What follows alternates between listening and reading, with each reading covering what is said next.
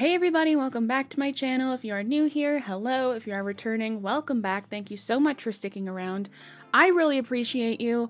So when I tell you that I was not expecting to make another Amberlynn Reid video so soon after my history lesson video, I made an internal pact with myself after doing all the research and compiling all the stuff for that video that I was not going to watch this person for a long time because I was just exhausted, if I'm being honest.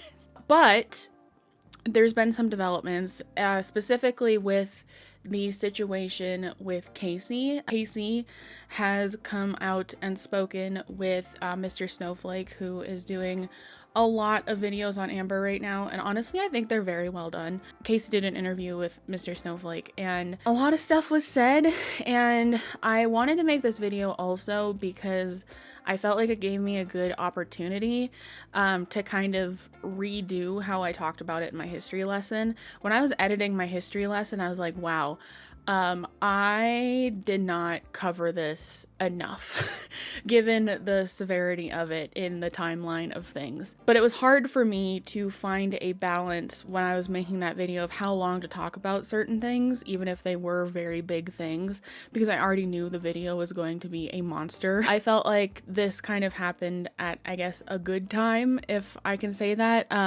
for me to kind of come in, clarify, expand on some things and talk about it now in present day. Amberlynn has responded to these things that were said, not great. So I just wanted to talk about it here because I think it's interesting, the pattern that we are seeing. And I'm going to talk about that as well. So yeah, that's why we're here today. Before we get into all of that, I would like to thank Wild for partnering with me on today's video because I have been using their natural deodorants for a while now, and I seriously love them. I'm not gonna lie, when I was approached with the idea of working with a natural deodorant company, I was skeptical. And I was skeptical because anybody I knew who used natural deodorant, I knew that they used natural deodorant because they were always telling me that it didn't work. But when I tell you this deodorant is amazing, I mean it. Wild's deodorant contains over 98.5% natural ingredients. Ingredients are safe, natural, contain no complex chemical ingredients or aluminum salts or parabens or anything like that. They're also all plant-derived, vegan, and cruelty-free, which is very important to me. When you get a Wild deodorant, you get this aluminum case, which is refillable. And I tried to clean mine up to make it look like the least gross, because I have been using it every day since I received it. But the bottom will pop out, and then you put one of the refills that you get, which they come in these. They sent me their lilac or linen and lilac scent and the sage and eucalyptus scent. And then the one that I have in my case right now is the purple rain scent. Obviously, when I saw the three, I was like, I have to go with purple rain because Prince. I love Prince. I specifically tried it out for the first time on an office day and on a day where I was wearing a black slip underneath a dress. And so I put it on, put the slip on, continued to get ready for an hour after that. No transfer, none. It was great. On my office days, I cumulatively walk about 3 miles, and I always get a little bit sweaty because it's always sunny in Colorado. And then I went to the gym after and did not reapply at all throughout the day because I was testing this deodorant and I was willing to stink for the experiment, okay? And when I tell you I got home after being out and active for 14 hours and Prince and Purple Rain was still just keeping my pits smelling really good, I mean it.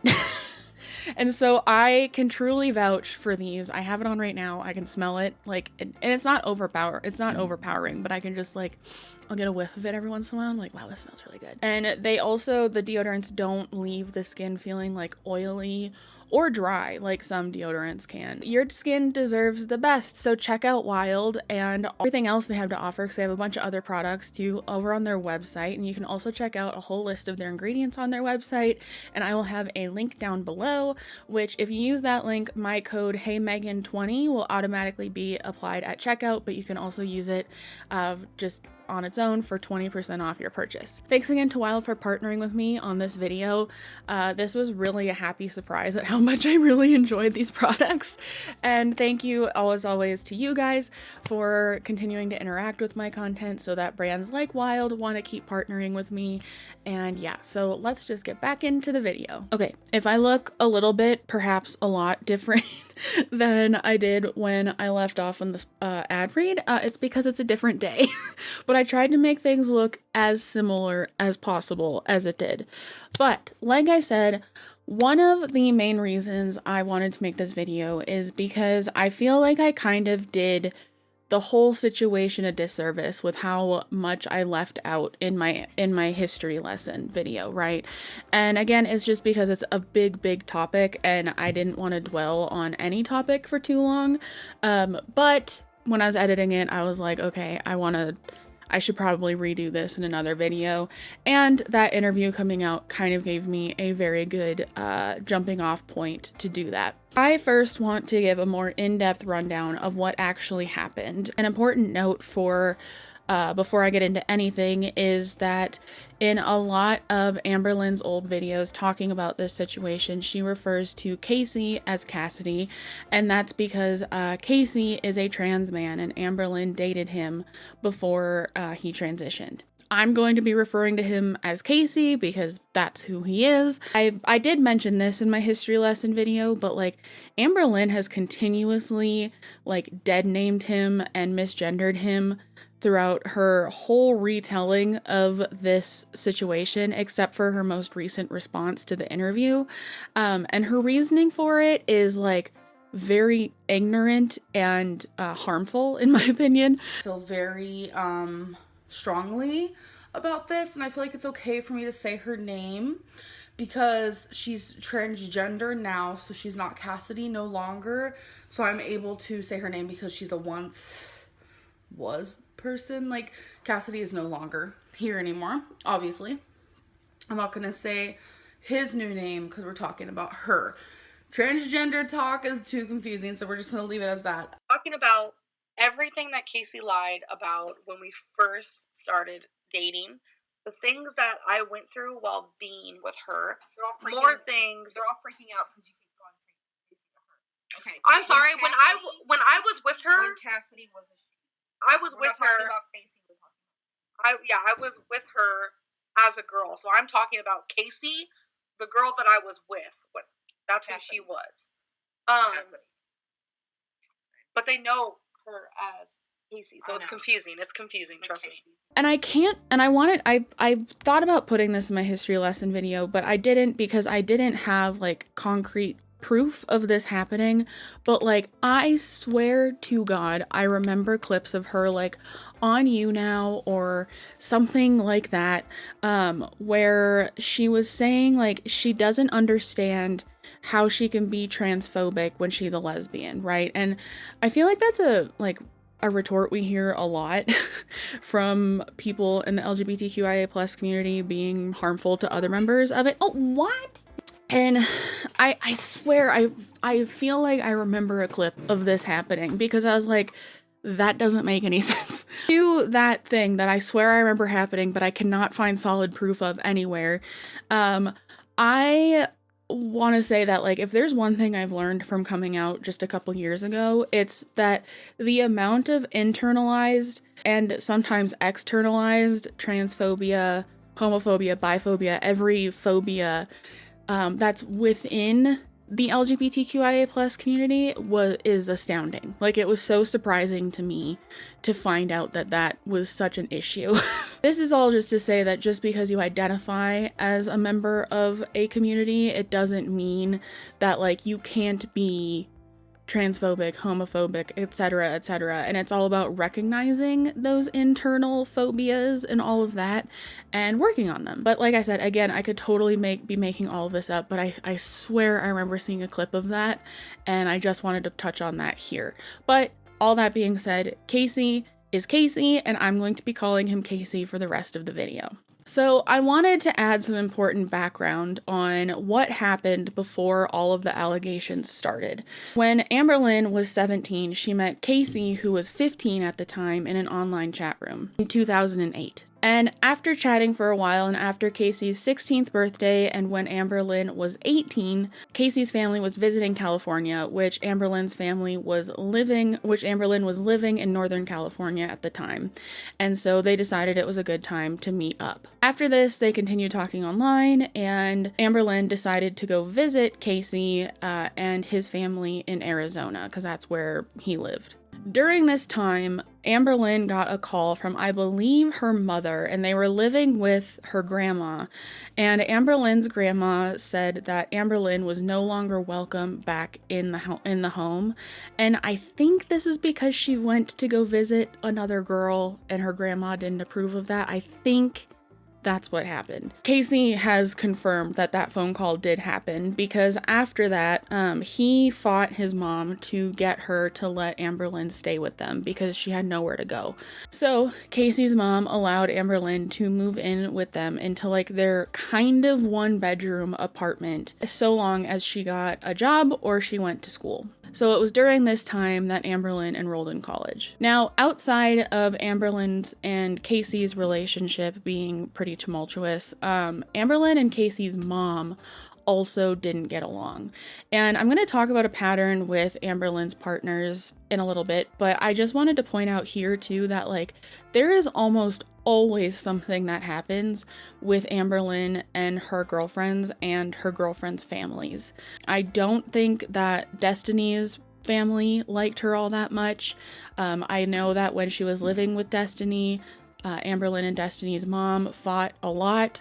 And also with Beck, like, I mean, she basically kept Beck from seeing their mom in like the last months of their mom's life, and also just treated that whole situation just atrociously in general. And so I thought it was interesting that even when she was like 18, 19, that this pattern started and was like noticeable then. Anyways, so yeah, Amberlynn and Casey's mom did not get along. I guess they butted heads around a lot surrounding Amberlynn having to go to school, Amberlynn surrounding like household chores and stuff like that. Casey's mom like paying the phone bill, something came up with that because she was doing that. And keep in mind, Amberlynn is living with them, like not knowing them very well and free of charge as an adult. So long as she just got a job or went to school. And she picked the option that did not help the family or the household financially whatsoever, which was going to college. At this point, Casey's mom was already struggling, which Casey has confirmed. I never heard the conversation on the phone, but but this is one of the truths. One, her grandmother said she couldn't come back. I was 16 at the time. My mom was mad. We didn't have a lot of money. When she's talking about her small apartment, we didn't have a lot of money. We were poor. It didn't have a bedroom door. It was like a studio with like a wall, like breaking off the living room and bedroom. But we didn't have money. I didn't grow up with money. So that's all we could afford. So she had a 16-year-old to raise. Plus, my mom was just getting into a new relationship. And all of a sudden, there's someone else that's there that she needs to make sure to feed. Yeah, it made her mad. But I fought for Amber to be there because she didn't have nowhere to go. Now, it was because of me that she stayed.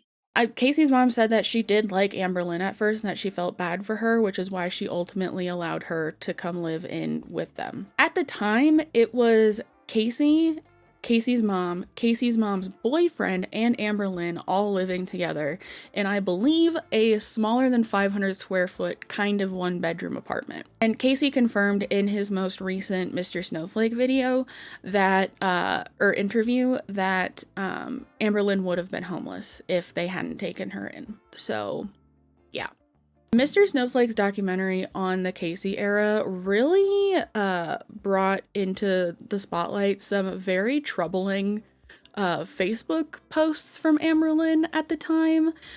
just being very disrespectful of Casey's mom, given everything that this woman was doing for Amberlynn. Like this one saying, I hate waking up to an asshole talking shit about me.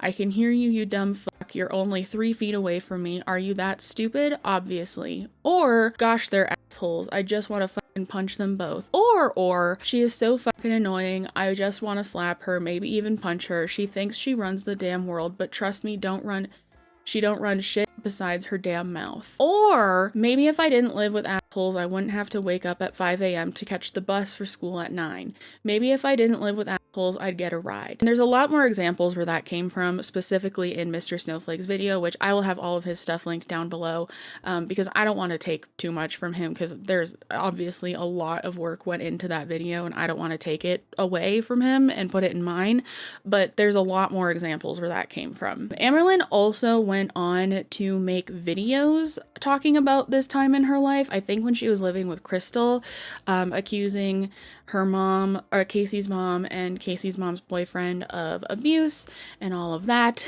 which obviously Casey came out later with his mom and they both said that is not true, but yeah, so that happened as well.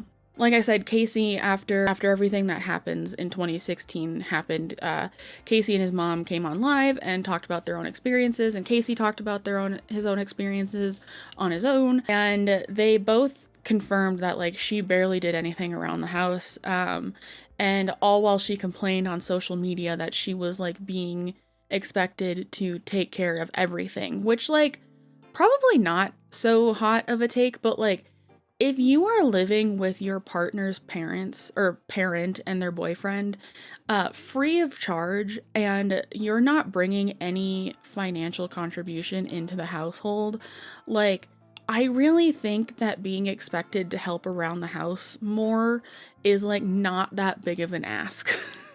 And that might be, I don't think that's a hot take, so I'm not even gonna say that. Like, I personally would, like, want to help out more if I was in that situation, but, like, I am not Amberlynn and Amberlynn is not me, so. During this time also, throughout the course of this relationship, Amberlynn would continue chatting and flirting with other girls in chat rooms online.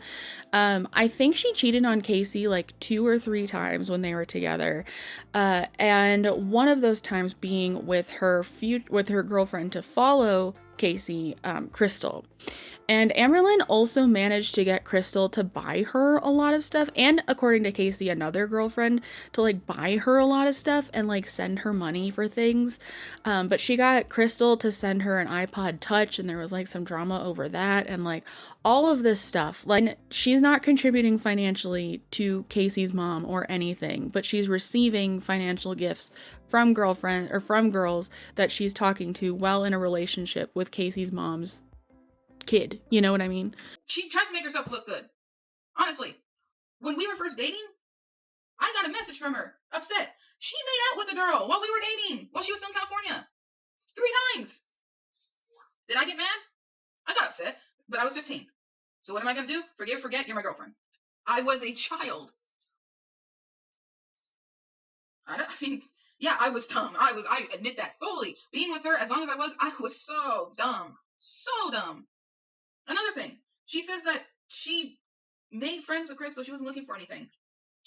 Let me clear up some things for you between that time frame. Before Crystal, there was another girl. While she was with me.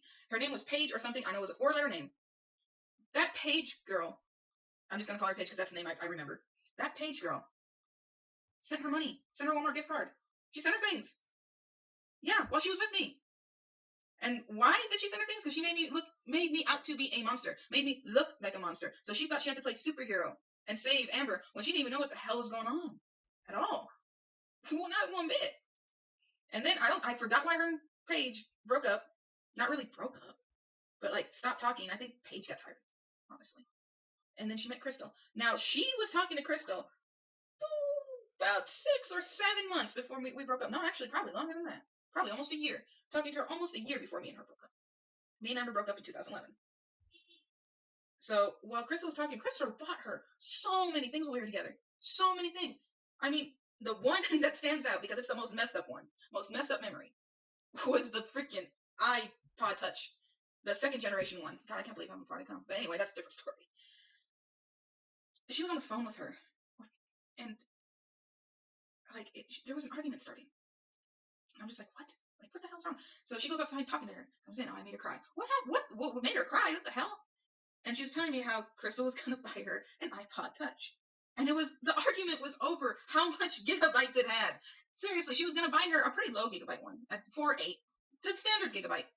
And she got mad because Crystal asked, do you want this certain gigabyte or the 32 one, the highest one? And she told Crystal, asking me that is like asking if you want a pink purse. She was so rude about that. It wasn't just, she went off after saying the pink purse thing. She went off on this poor girl and made her cry because Crystal asked a simple question: do you want this X amount of gigs or the highest one? And Amber was so disrespectful about it. Crystal cried. And then Casey said that one day in 2011, Amberlynn just left. And after they broke up, because Crystal sent her money for a one-way ticket to Virginia to live with her and her parents. Okay, so fast forward to 2016, and Amberlynn put out a video called "In an Abusive Relationship, I Was R-worded." I'm gonna have to censor a lot of stuff in this video, and believe me, I hate that I have to do this, but like, the algorithm hates words, okay? And even if it's in an important context, but I'm doing the best I can. In this video, she went over details of what, if taken at face value, sounds like a horrible experience with her partner, Casey. She mentions examples of various kinds of physical and emotional abuse and SA that she suffered from her time in that relationship. I don't really know if I want to like go into like grave detail. We still loved each other a lot. After 6 months, we'd been together for over 2 years, and we were living together and this and that. And I noticed we started arguing a little bit more, just over stupid stuff. Like, I can tell you that right now. And I still remember the first time she ever got physical. We had a laundry room in the apartment complex we were living in, and we were walking to the laundry room, and I remember back then I would do our laundry for us. I don't really like people touching my laundry. I still really don't, but I let Destiny do it because I trust her. But I had this weird thing with like people touching my laundry, whatever. So she was helping me carry, I guess, laundry to the laundry room. I don't remember really what we were arguing about, but I know it must have been something really stupid, probably about the laundry, blah blah blah. And she was carrying her clothes, I'm pretty sure I remember, and I was like carrying mine. And then I want to say this happened, it's been like 6-7 years, so memories are kind of like fading here and there. But I do remember us being on the sidewalk, and I remember her dropping what was in her hands, and she took me by the throat and she started yelling at me. And like, I was like crying. Like, she literally was having me by the throat, just like screaming at me. And then, she let go, obviously. We've been together for about 3 years now at this point, and I feel myself slowly, I stopped being like sexually attracted to her. I loved her though. I know that. I don't know if it was like a best friend thing, but I stopped just feeling that like connection, I guess. So when it came to intimacy, I want to say about a little bit after like 2 years of being together, it started to dwindle. It was definitely my fault. This is when things got really bad. I don't even know how to share this, but I'm gonna have to. Destiny knows all about this, by the way. Like, it's something like I really needed to let her know about me. Okay, so Cassidy was very sexually strived, like, is that even a thing? I don't know. She really thought I was attractive. She really was sexually attracted to me, and she always wanted to like have sex. And I stopped feeling that for her. Like, I didn't tell her that. I would just like make up things like, oh, I don't feel good, or oh, I'm on my period, like, even though I wasn't. And just little things like that. And it made her fucking pissed. When you say no to someone, whether you've been with them for like a month or whether you've been with them for like 6 years, if you say no to a sexual act, your partner should accept that. That is where I firmly stand. But she didn't. And she would literally sit there and beg me. At first it was like cute little begs, like, oh, come on, baby, whatever. But then as time gradually went on, it became, you're gonna fucking touch me whether you like it or not. And I was like, you can't force me. And little did I know she can. That's when she started punching me a lot. She would aim for my belly. I don't think she ever actually hit me in the face. Her favorite spot was my stomach. She would punch me really hard in my stomach. She punched me like around right here a lot. She would punch me on my arms, and she would continuously do it until I agreed to make love to her or have sex, whatever you want to consider it. And this would go on. This would happen probably weekly. Here are the tears. I was trying to be strong for this video. A lot of people would ask, why didn't I hit her back? Why didn't I leave her in that, in that stance? I loved her. As time went on, I really wanted to leave. That was when I met Crystal online. it just kind of fatefully happened. Like, I was not leaving a relationship, I was in a relationship. Me and Crystal became really good friends, and then I started realizing, like, Crystal is what I need in my life, not Cassidy. Cassidy is abusive, and not only is she abusive physically, but she's abusive, like, sexually, and that is not okay. And I just want to tell you guys from firsthand that if anyone emotionally hurts you, sexually hurts you, or physically hurts you, don't stand for it. Don't, because it ruins you. And I know how hard it is. Like, if you're in an abusive relationship, I know how hard it is.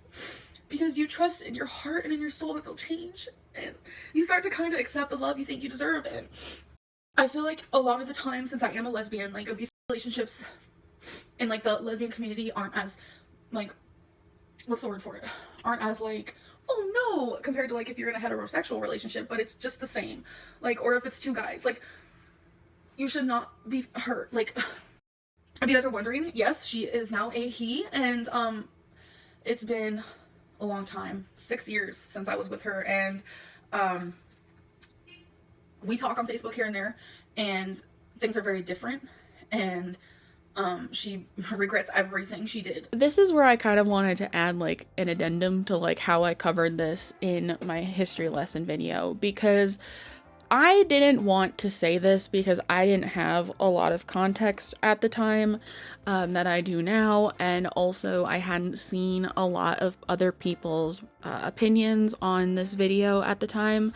But now that I have, I feel comfortable saying that when I saw this video for the first time, like, something just felt off with how she was telling the story. And, like, it could just be now the bias that I have with her now, and, like, everything I've seen unfold since then up to now. I've never experienced, like, abuse within a relationship, but I am a survivor of SA, and some of the terminology that she used and some of the ways that she explained what happened, I would never dream of verbalizing what happened to me that way. And I know that everyone processes traumatic events differently, and, like, that's valid, but, like, this whole video just felt so off to me when I was watching it for the first time. Another thing that adds to that thought process is that in Mr. Snowflake's video on the whole Casey era of Amberlynn,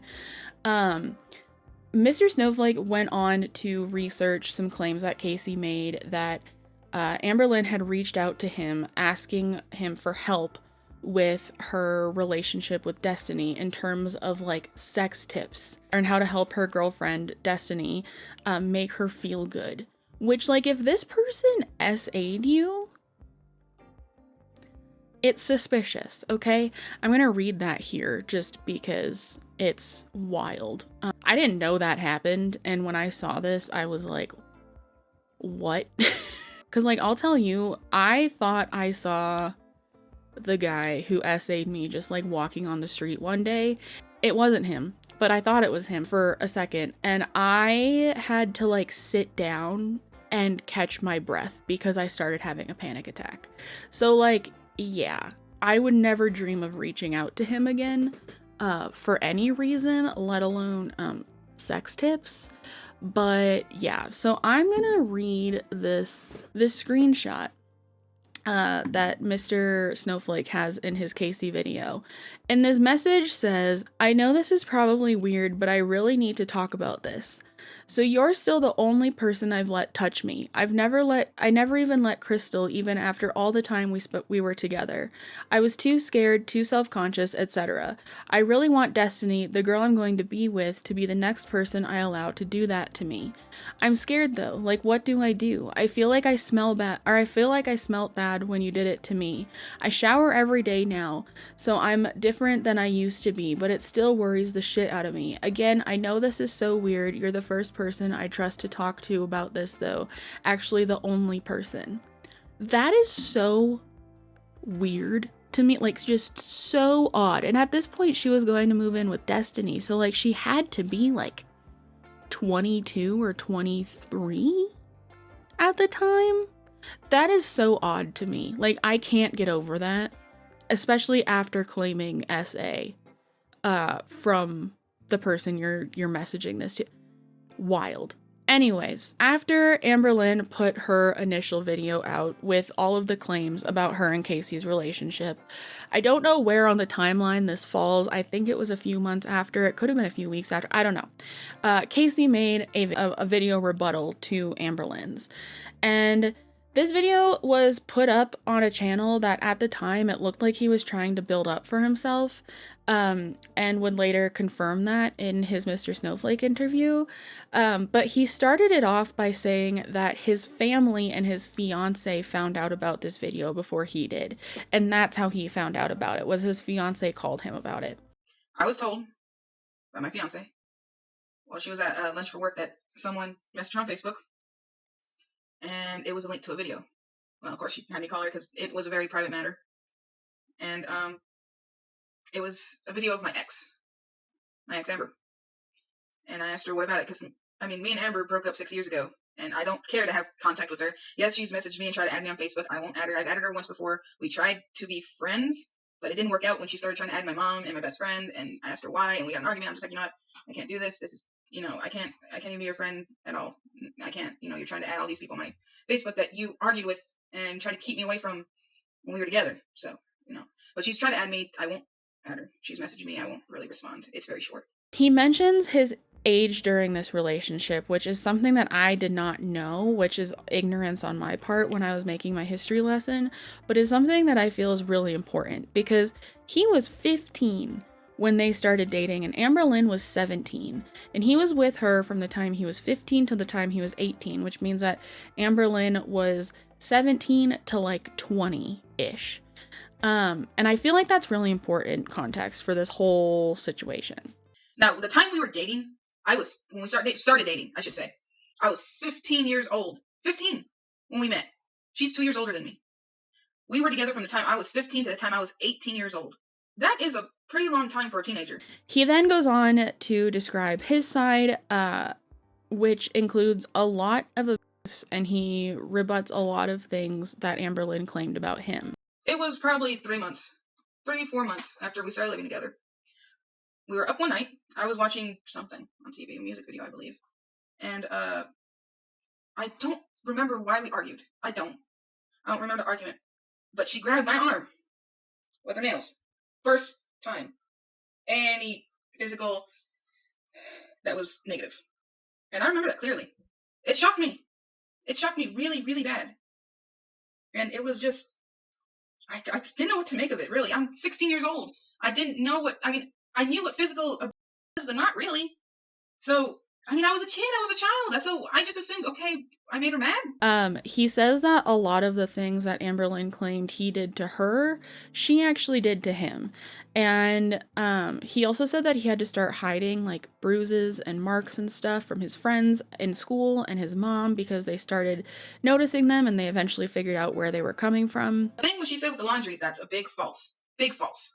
Want to know how I know that? Because me and my mom would do her laundry. Me and my mom would go do laundry. She wasn't getting up to do laundry. She maybe did it a couple of times, a handful of times, probably counting on my one hand. She didn't do it all the time, at all. And me dropping the bag and choking her, I never, ever did that, ever. What's the reason for me to do that? I didn't do it. And I don't know where the story came from. I didn't do it, at all. Now, the places she said about being hit, those were on me. Those were the exact places she hit me. I was the one being abused. And I will say this, I may have laid a hand on her a few times. That was in self-defense. I didn't do it, and I damn well did not rape her.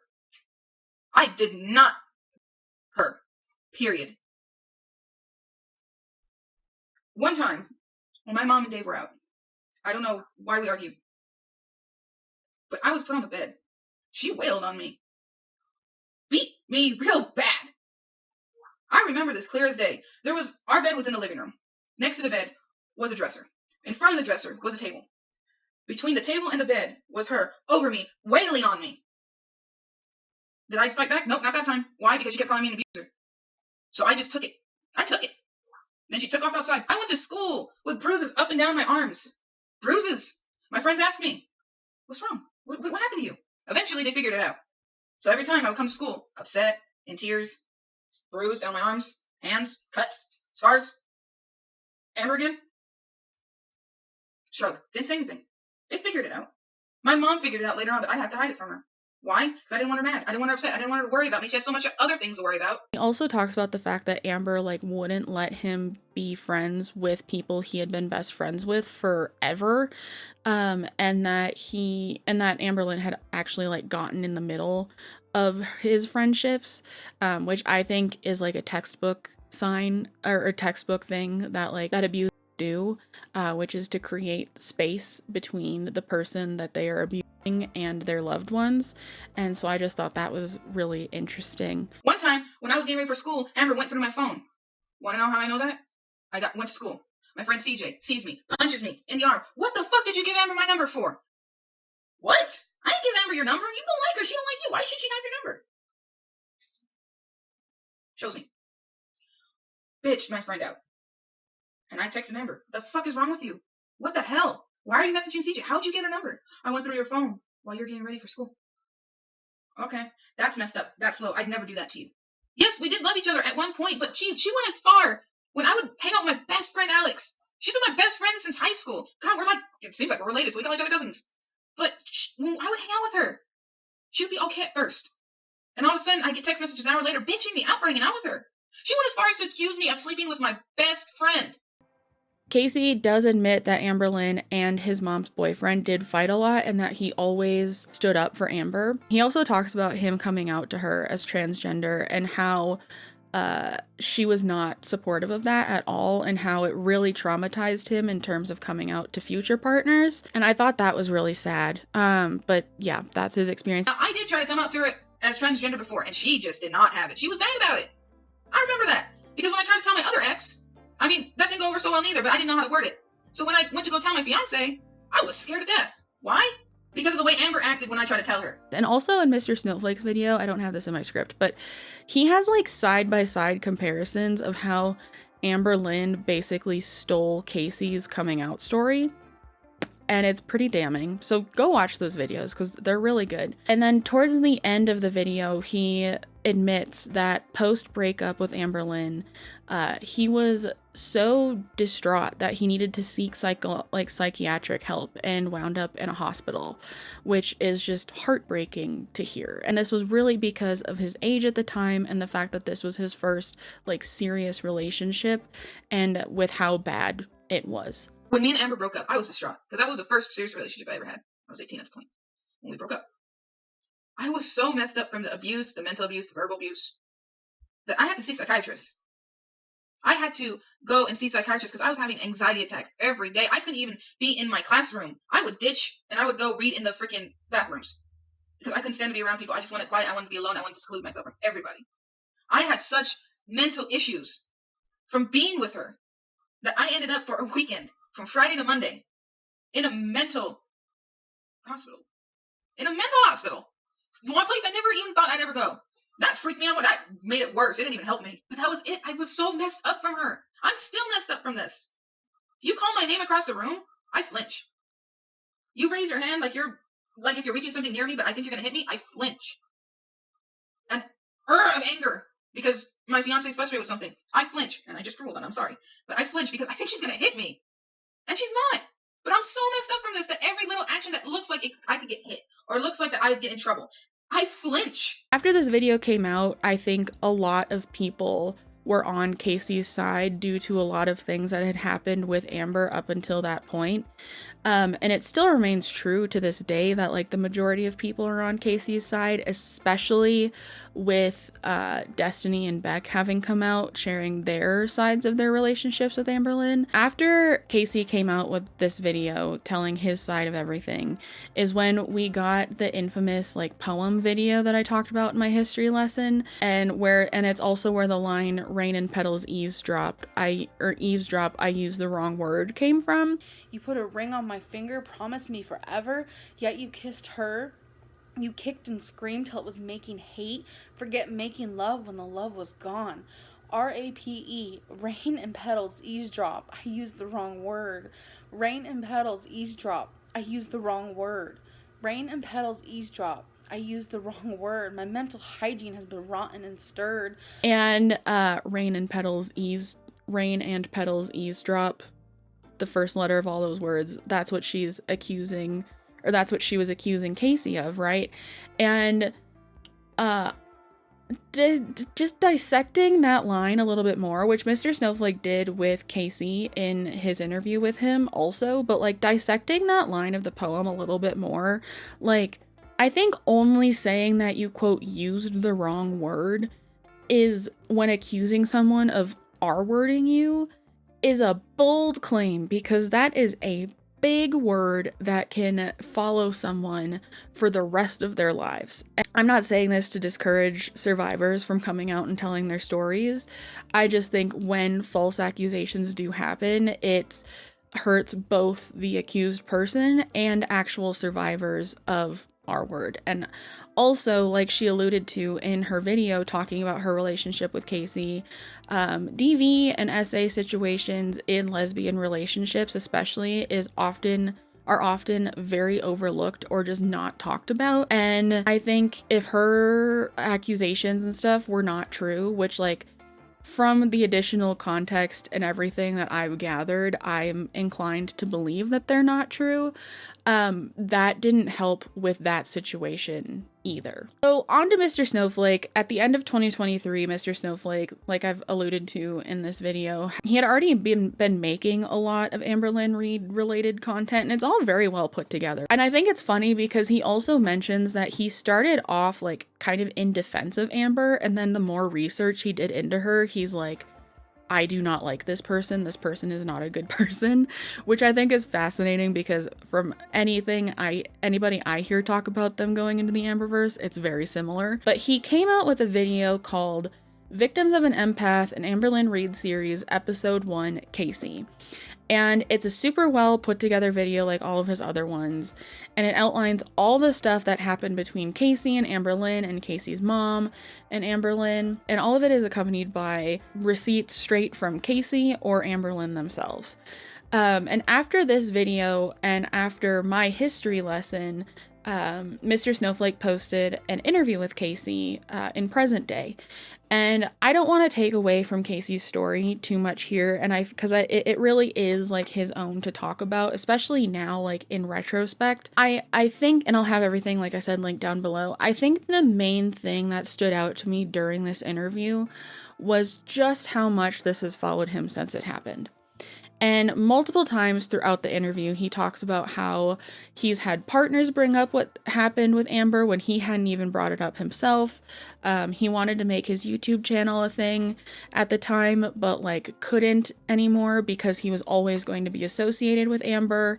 And even now still doesn't feel like he'd be able to make his channel a thing and doesn't really want to, which that kind of alleviated the worry that maybe he was doing this for views, which I never had, but I could see people having that issue. But yeah, he hasn't been on his channel in like 2 years, it looks like.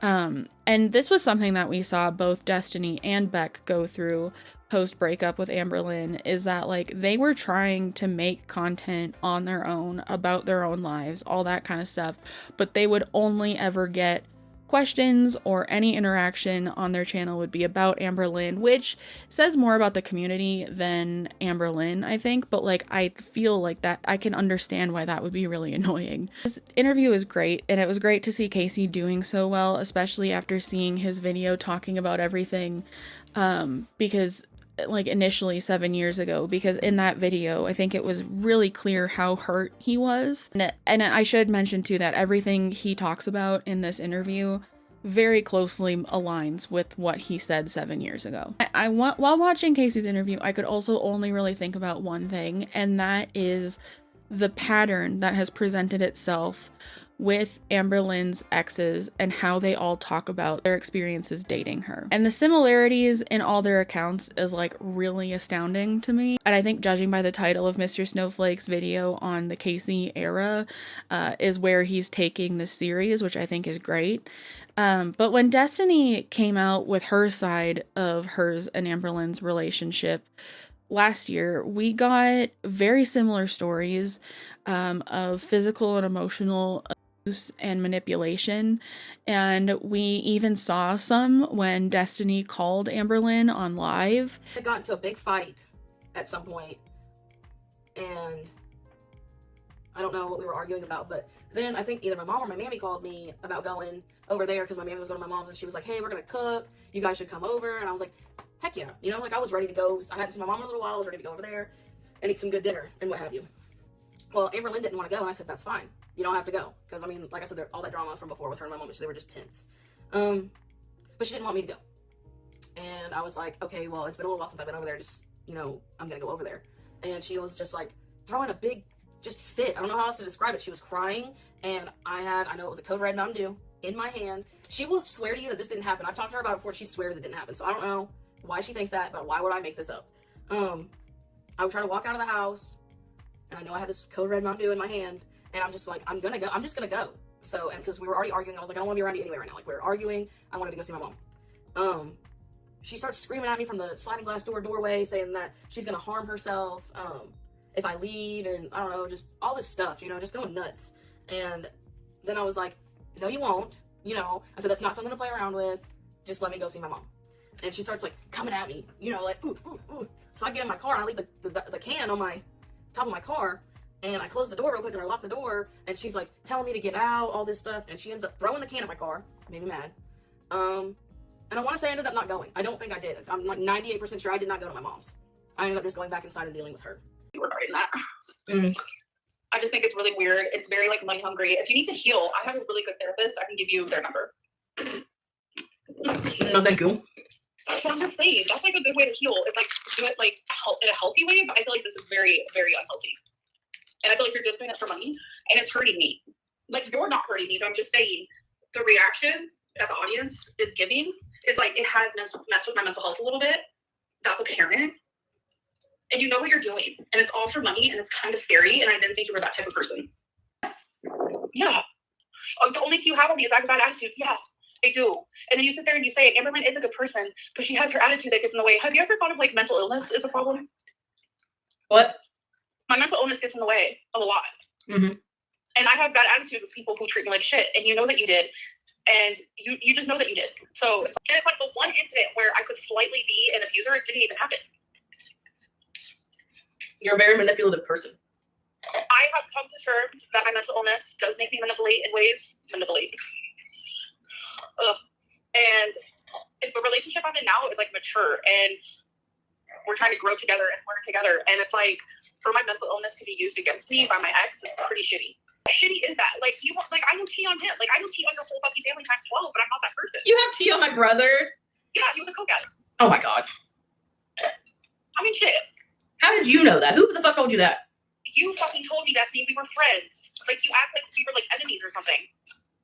I'm trying to remember when that was going I was one of the first people you called when you found out that your dad was not your dad. Like, you forget how close we were, and you just like shoved that down the toilet. My brother's business is my brother's business. I don't think he cares. Everyone knows that. I know. That's why I'm not going to sit there and talk about you. Like, I've dealt with it. Like, I felt like I had to defend myself, so that's why I did what I did. And I realized it was so bad for mental health, and I'm just not that type of person. Like, you're a manipulator too. Like, truly. And the words that I'm saying and the way that I'm acting comes from a place of like pain. Just saying. Like, I just feel like everything that you're doing is fucked up. I was actually trying to get off here, and then they were like, call her. And then when I went to look at my phone, I saw that you had messaged me, and I was like, oh, perfect opportunity. Mm-hmm. My smoothie is melted now, so. You could have been eating it, drinking it, whatever in it. No, I wasn't able to enjoy it. I'm trying to be a healthy queen, so. Well, why would people make up something saying that you're saying it's my fault that you like regressed in this weight loss surgery journey? If you didn't say that. I have not posted on any social media besides YouTube. So if you need to, for clarification, go watch my videos on ×2 speed to see that I have not talked about weight loss surgery or you. Why is everyone saying you got denied for it? Because people are spreading lies that aren't even real. I did not get denied for weight loss surgery on period. Are you still going to go through with it?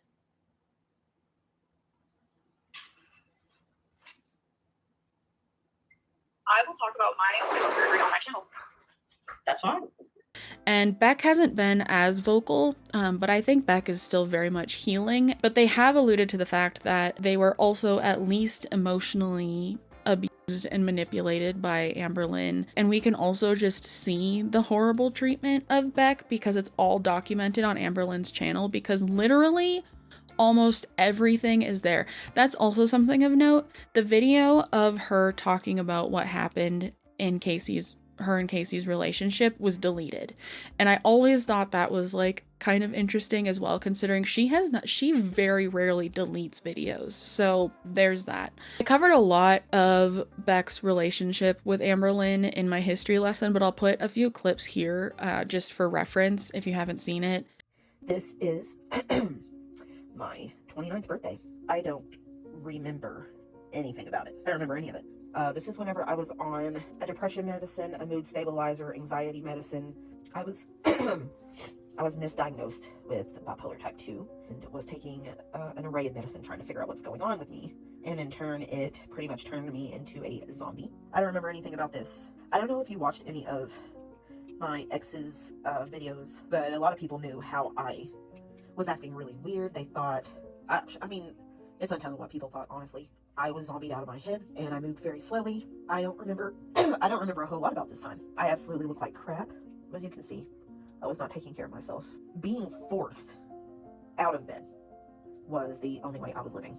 Was the only way I was even existing. I was on absolute autopilot. I'm just saying, look at that look in my eye. I'm gonna be honest, I wasn't there. And that's my depression jacket. I wore it constantly. I loved it. Then after I started getting better and got off of all that medicine and got on Zoloft, when I decided to throw the jacket away. There's a video of my family singing happy birthday to me, and my mom's there. It's my last birthday with her this year. Don't remember that either. This was literally the worst time in my life. I'm really glad that I went anyway, because I've suffered from depression for a really long time. I needed to get help, and this was just part of getting help. Got real messed up on a whole bunch of medicine, became hollow and empty and didn't exist. I went to the dentist today. So now she's like really numb and in a lot of pain, and It's starting to hurt. it's starting to hurt. Oh no. You should probably get some food. I don't want it to hurt. No. Becky be driving in her condition. So I know a lot of people care about Becky, and I know some people just like the entertainment of like, oh, what's wrong with Becky? Is she on benzos? Like, what? No. Becky is totally okay to drive. She's okay to cook. She's okay to do literally anything. Oh, it's your late father. Sorry. Oh, that girl's big mad. Did you not see her, babe? Yeah, no, I didn't.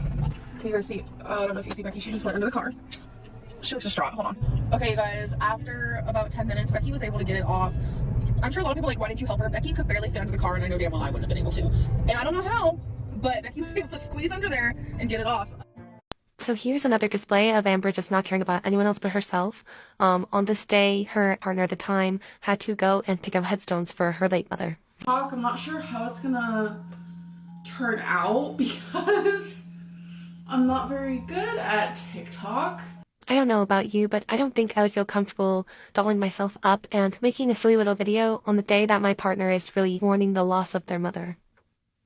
We just dropped off some trash, and we are headed about 2 hours from here to my family to finally pick out a headstone for my mom's grave. And I'm just feeling sort of emotional. And out of respect, I didn't obviously go over there. In all honesty, I don't think it was out of respect, but probably because of how things ended with Becky's mom. Yes, I'm part of the family, but I felt like it should be him and the 3 daughters. So tell me, how come the guys who are against gay marriage are the guys who watch lesbian porn and get turned on by it? When we first started talking, before I met you in person, you said, my chin is so big that when I look down, I see it. So I was expecting a big chin. Am I the whole buffet? The whole buffet? People are gonna get mad. They're gonna like, Amberlynn makes fun of Becky. Chin up, babe. Your crown is falling. Becky, you have one chin. Right here. Oh, wait, no. You have like this chin and then this chin. Oh yeah, see, I've got 2 chins. And I have 2 chins. We've talked about this. Yeah. I only watch so I can see Becky's amazing face. Liar. Okay, this Stella girl, Becky, I love you and I want the best for you, but I feel like she's trolling. We never kissed. We like never hugged. Like, she never complimented me. I probably didn't compliment her. Like, I wasn't perfect either. There was just nothing. Like, at all. So it's like, I don't know. Nothing has changed, it feels like. Besides, maybe we vibe better because there's not this, like, big, heavy feeling, like, on our chest or on our shoulders anymore. Because it did feel kind of like I was stuck in a cage and I didn't know how to get out. She proposed to me. This is all stuff we've talked about, so I'm not throwing shade, okay? She proposed to me, and we were in love and we had some of our future planned. So yeah, she should feel like fucking utter shit for breaking my heart. And Beck also did go live recently saying that they're not sure if they'll interview with Mr. Snowflake, and a lot of people are encouraging them to make their own video on their channel so that they can get the financial benefit from that.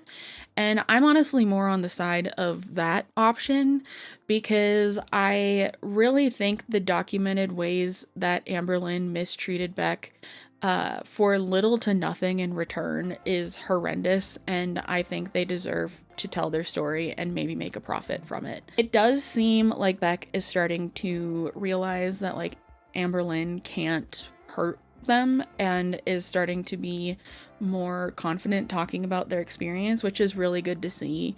But obviously, like, I want them to do what's best for themselves and like take their time and do all that, stick within their comfort zone, because that's what's most important. I think another thing that stood out to me seeing all of these situations all kind of happen relatively together, because like Beck started talking and then Destiny started talking and then Beck started talking a little bit more and then Casey came out, and so it all kind of happened like in a timeline of its own.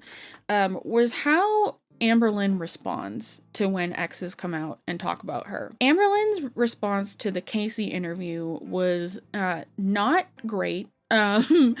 It started out okay, and then it ultimately just wound up in her completely avoiding talking about the interview altogether, and the situation altogether, and just saying how it made her realize how much she's grown up since then. Which, given the severity of like the accusations and the things talked about, is wild. There's obviously an elephant in the room, not a pun, the interview that my ex did. So I did watch it. It was hard to watch for several different reasons. Everyone deserves the opportunity to voice their side of the story. No one deserves to feel silenced. I feel like having the opportunity to share your side of the story and your perspective of a situation that happened is sometimes honestly really good for the soul. I know from firsthand that sometimes talking about things feels like a really big weight is lifted off of your shoulders and your heart, and sometimes it's healing for some people. So that relationship happened when we were both teenagers. We were very, very, very young. And I think watching that interview made me realize more than ever how much I have grown up. I'm at fault for so many things I've done when I was younger. I've done just a few years ago. I have made mistakes. I have learned along the way. But using like I was younger as an excuse, it doesn't justify, it doesn't make things okay. Like, no matter what side of the story that the audience wants to believe, regardless of anything else, it doesn't make anything that happened in that relationship okay. I know a lot of people are asking me about it, and I'm simply not going to talk about it. Like, one thing you are not going to catch me doing is sitting here saying, well, he lied about this, this is actually what happened. It's not going to happen here. I care more about moving on, letting go. I'm not going to say this has been easy for me, by no means. I have shed some tears, but there's power in knowing that him and I are adults now, and we get to choose which route we take. And this is the one that I'm choosing to take, and I'm actually really happy with that. And I just wish him nothing but happiness and wellness. That's what matters to me. A lot happened in that relationship for two teenagers who were literally in an adult relationship. And that is what he said in the interview, and it hit me like a train. I was like, that is so true. We were both put in an adult relationship way too young. There was a lot of toxicity from both ends, and I just hope that he's okay. I want to be okay as well, and I kind of just want to move on from the situation. It was 15 years ago, like 15 years ago as teenagers. It's wild. But above anything else in the whole entire world, I just want healing to happen for both of us. I feel like that's really important. But that is all I'm going to say about the situation. And I'm going to stand my ground on that, because I just feel like continuously talking about a relationship that happened between two teenagers 15 years ago isn't good for anybody, especially the two people involved. It was featured in a video called The Interview with My Ex and Weight Loss Update. And it's sandwiched in between her like trying on cardigans, going to a Christmas party, going to a car wash, talking about everything she's grateful for. What else? Talking about rumors regarding a Barbie shirt that she's had for years, and unboxing a mop. So there's that. And then naturally, since she's grown up so much, she continued on to post more vlogs in which she talked about how she has broken no contact with her most recent ex-wifey, and also accused Beck of talking about her on their live stream as them using her name for money. And while the response to Casey wasn't super egregious, it was more just like a nothing burger of a response.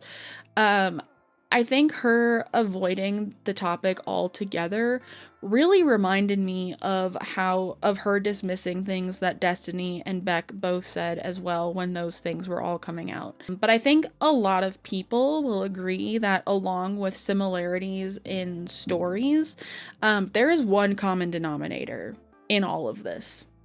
So, like I said, I didn't plan on making another Amberlynn Reid video so soon after the history lesson video, and if I did, it was probably going to be about her move to Oklahoma and, like, the problematic, in my opinion, behavior she's been exhibiting on her channel with alcohol, because I think that's something to talk about. But Casey's interview made me realize that there is actually a lot more to talk about with Amberlynn.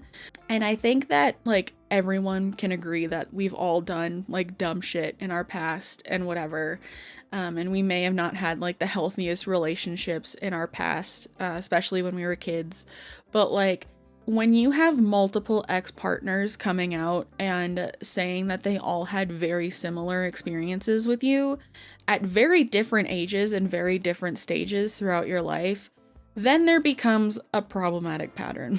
And I just thought this was an important update to make coming off of my history lesson, so here it is. And yeah, remember to be kind to yourself, be kind to others, drink your water, take your meds if you need them, and I will see you in the next one. Okay, bye.